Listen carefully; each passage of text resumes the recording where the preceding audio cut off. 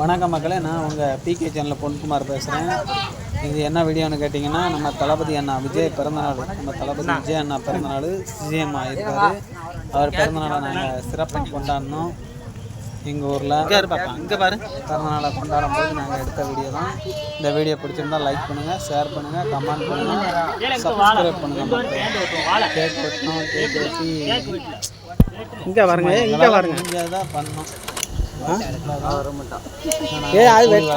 எரியா இல்லை வெட்டு சும்மா நான் ஒரு எரியாது